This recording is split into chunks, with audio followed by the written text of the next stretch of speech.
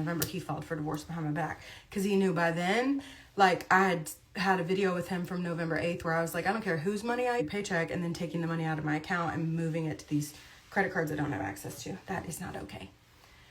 So we'll handle all that stuff eventually. In the meantime, I have been focused on not giving a shit about what they're doing and just trying to like start over with my business and get it all back to normal and rebuild my email list that disappeared and rebuild like my social media. You know, I had like 200,000 followers on Facebook, and now I have a Facebook group because my Facebook page is managed by his Facebook account, and he lied about that too. But luckily, again, like I said, all that shit's on paper. So they'll be able to subpoena Facebook. Facebook will say yes, he's the owner of the Facebook account, and then we'll be able to show that's like trying to destroy my business. And even if he deletes it right now after he watches this video, it'll show a pattern. You can download your history, which was another thing. I saw somebody had downloaded all my Instagram history and all my Facebook history. So I'm like, man, wouldn't it be nice just to like go see what's on her laptop one day? Like, how much shit do you have about me in your phone? Like, that's a lot of work. I don't even post the stuff in my phone I should post. And you got like someone's whole life in your phone. It's wild. Is he the one I met? No, Sarah. That's why I don't date. It's hard to see the difference. I'm bad at saying no. That's like a consensus. Patrick just for generic for Vyvanse today. It was approved. Hold on. Heather, text me about that because I didn't think Vyvanse had a generic. That's why it's so expensive. Y'all are all saying I'm really bad at saying no. Being ready ahead of time, time management, being on time, setting boundaries.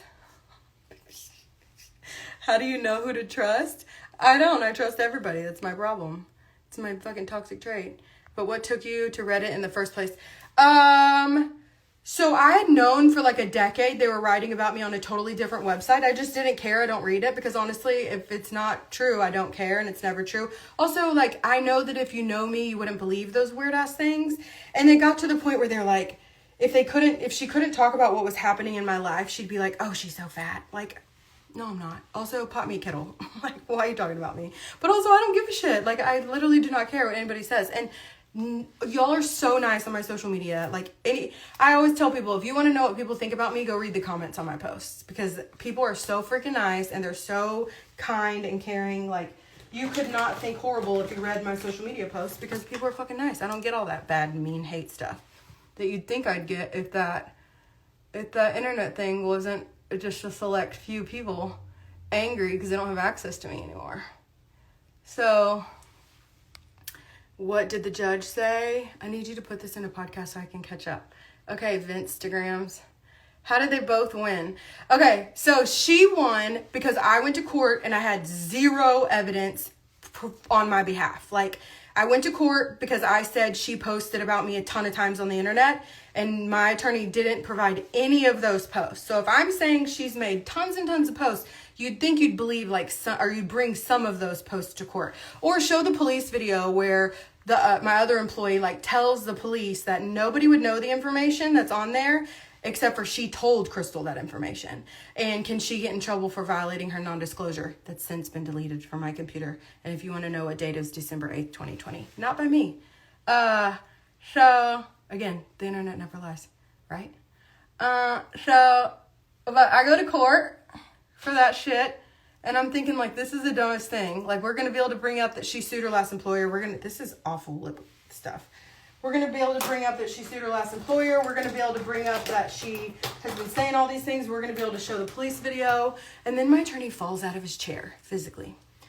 And he says, we don't have to watch the police video. And I'm like, oh my God, if nothing else, just watch the police video.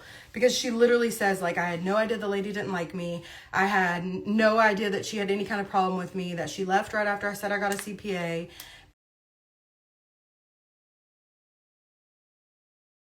That the stuff on the internet's only stuff that them two know, that she told her those specific things and that nobody else knew them, that she thought she uses